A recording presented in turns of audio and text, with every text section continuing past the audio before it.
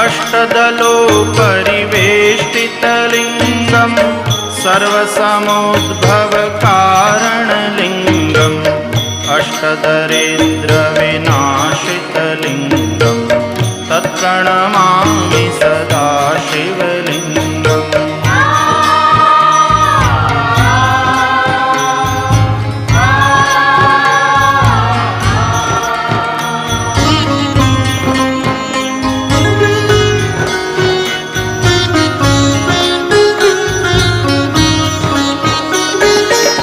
सुरगुरुसुरवर पूजितलिङ्गं सुरवनपुष्पसदार्चितलिङ्गं परात्परं परमात्मकलिङ्गं तत्प्रणमामि सदा शिवलिङ्गं तत्प्रणमामि सदा